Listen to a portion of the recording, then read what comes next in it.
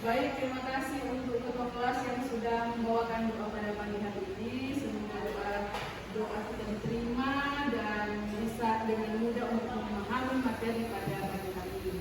Jadi kira-kira ada yang tidak hadir? Ada. Siapa yang tidak hadir? Rijal. Biasanya sakit. Oke, ya mudah-mudahan mereka bisa segera disembuhkan dan minggu depan bisa ketemu lagi dengan kita ya. Nah, jadi hari ini kita akan belajar tentang materi pendidikan agama Islam. Nah, hal-hal yang tidak berkaitan dengan materi atau ada sampah yang di sekitar adik-adik, tolong disimpan dulu buku yang tidak berkaitan dengan materi pada pagi hari ini ya. Boleh? Oke, handphonenya tolong disimpan dulu karena kita akan belajar tentang materi pendidikan agama Islam. Baiklah adik-adik, sudah siap belajar ya? Ya. Alhamdulillah. Jadi pada hari ini belajarlah dengan senang hati ya, karena ketika kita belajar dengan senang hati, karena ilmu pengetahuan itu adalah kunci menuju impian. Nah, kalau adik-adik mau belajar dengan senang hati, dengan bagus, baik, menyimak dan lain sebagainya, maka masa depan adik-adik itu akan cemerlang, ya kan? Ya. Oke, sudah siap belajar ya? Ya. Nah, adik-adik kira-kira masih ada yang ingat materi kita minggu lalu? Ada. Foya-foya. Foya-foya. Ada lagi? Ada Bu. Ada lagi? Ada Bu. Hasan. Foya-foya, takabur dan hasan. Kira-kira foya-foya itu seperti apa? Foya-foya adalah pola pikir, sifat dan tindakan yang tidak seimbang dalam suatu masyarakat. Foya-foya dalam kehidupan sehari-hari, misalnya kita tidak boleh boros ya. Ada lagi yang materi minggu lalu ada yang masih ingat? Summa. Kira-kira summa itu seperti apa? Summa adalah suatu sikap yang ingin diperdengarkan. Ya, suatu sikap yang ingin diperdengarkan. Ketika berbuat kebaikan, berarti dia ingin biar orang tahu kalau dia melakukan suatu kebaikan. Nah, terima kasih adik-adik karena kalian sudah mengingat materi pada minggu lalu. Nah, pada hari ini kita akan belajar tentang berlomba-lomba dalam kebaikan. Ya. Namun sebelum kita masuk lebih jauh ke dalam materi, kita harus tahu dulu tujuan pembelajaran kita itu seperti apa. Ya.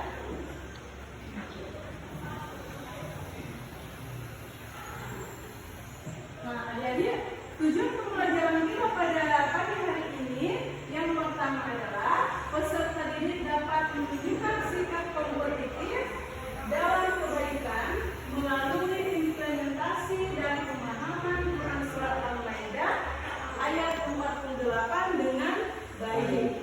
Nah, kira-kira ada yang bisa membantu untuk membacakan tujuan pembelajaran yang kedua? Silakan. Ya. Serta didik dapat mengidentifikasi bukti tajwid dengan benar dan jelas. Serta didik mampu menjelaskan isi kandungan ayat Al-Quran Surat Al-Maidah sehingga terbiasa membaca Quran dalam nafsu.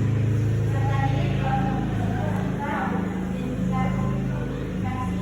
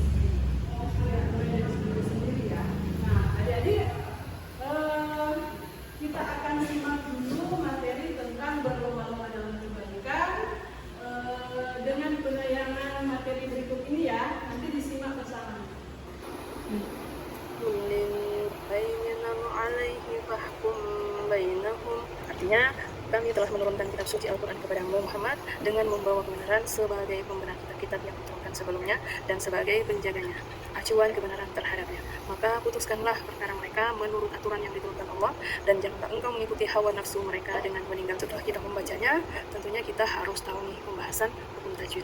Jadi hukum tajwid itu adalah hukum mengenai tata cara membaca Al-Quran yang baik, yang fasih, yang tartil, dan benar.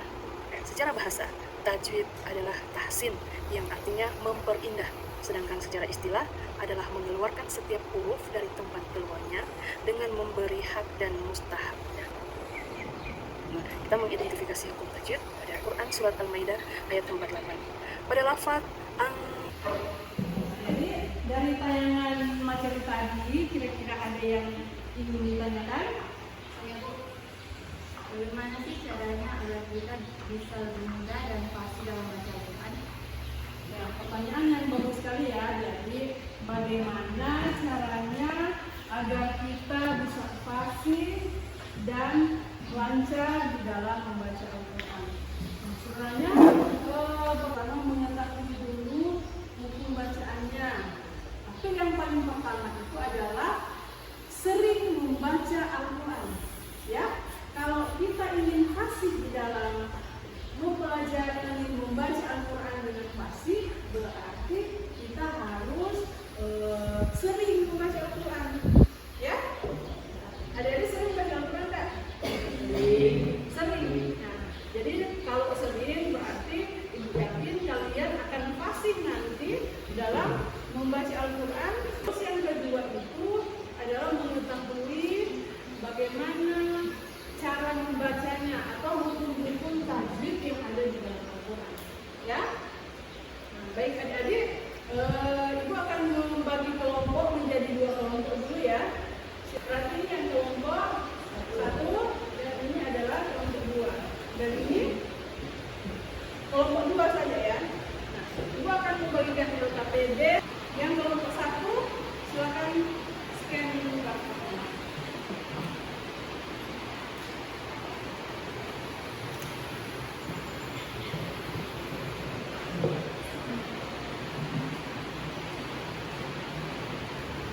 Oke, sekarang kelompok 2.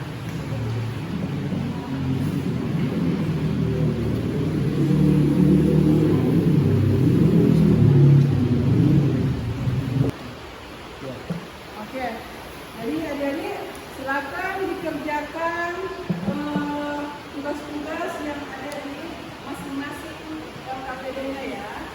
Jadi untuk kelompok 1 di situ kalimatnya adalah mengidentifikasi hukum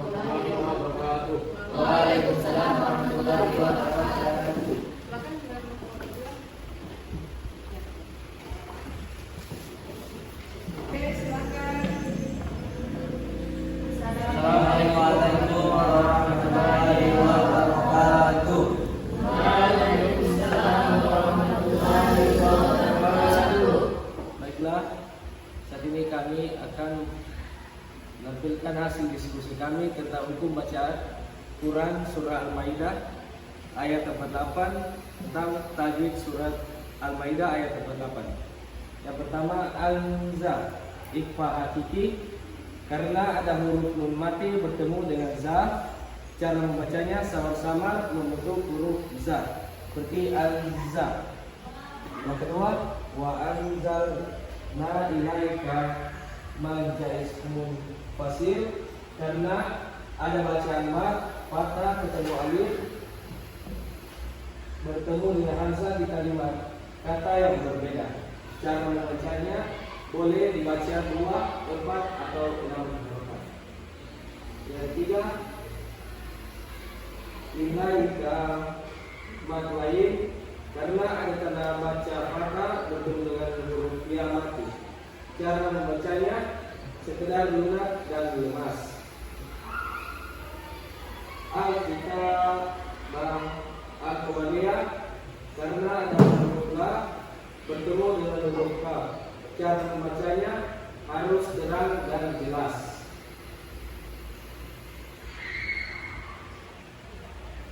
Al-Kitab Matabi, karena ada fathah bertemu alif dan setelahnya tidak bertemu sukun, tasdid atau hamzah. Dibaca panjang 2 harakat. Ada yang menuliskannya dengan fathah berdiri untuk menghentikan fathah bertemu alif. Bil haqqi inza qamariyah atau alif lam qamariyah, karena ada alif lam bertemu huruf ka.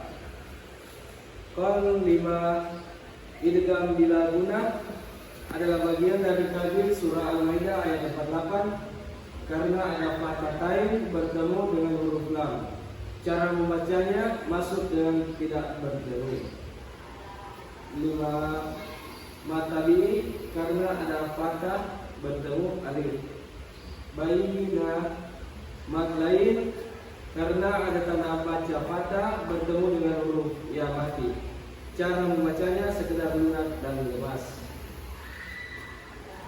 Yadaihi mat lain, karena ada tanda baca fathah bertemu dengan huruf ya mati.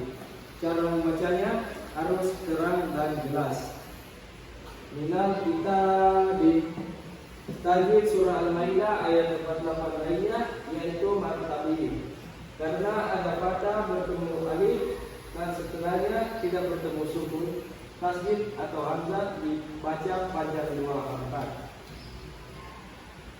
Wa muhaimina alaihi bizal halki, karena ada fathah tanwin bertemu huruf ain.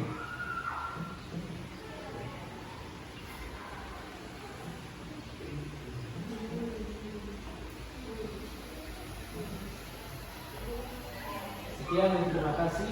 Inilah hasil diskusi kami kelompok 2. Assalamualaikum warahmatullahi wabarakatuh. Waalaikumsalam warahmatullahi wabarakatuh. Terima kasih atas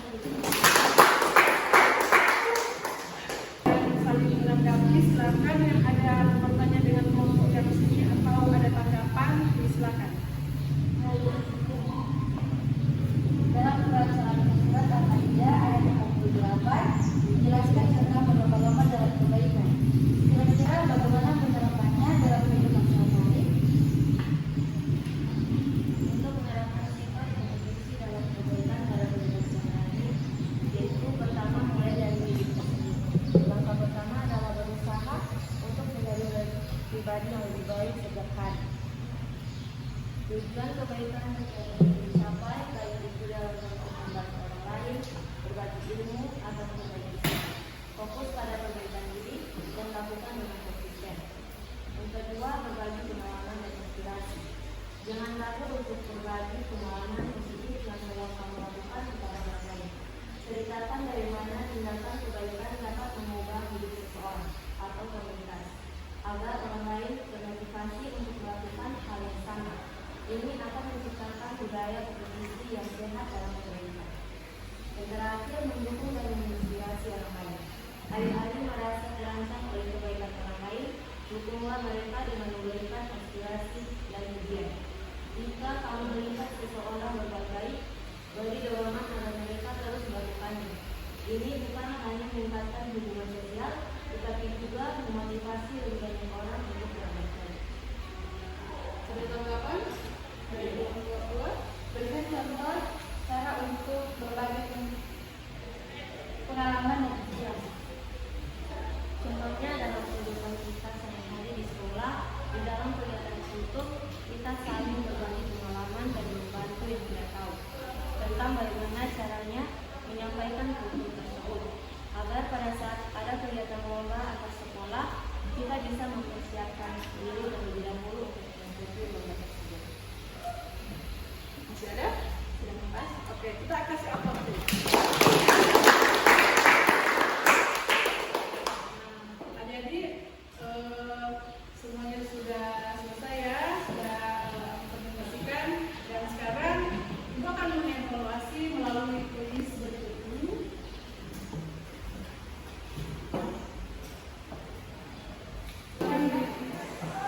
Ya, kuisnya. Oke, sudah?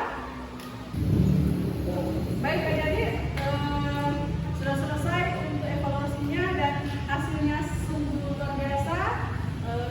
Bangga dengan hasil yang kalian capai hari ini. Semoga di hari-hari berikutnya kalian akan semakin semangat untuk belajar lagi ya. Jangan malas-malas ya. Jadi adik-adik, kita sudah mencapai tujuan pembelajaran kita pada hari ini, tapi sebaiknya kita harus bisa membaca Al-Quran terlebih dahulu. Jadi ada adik Nisa yang akan membaca Al-Quran surat Al-Maidah ayat 48.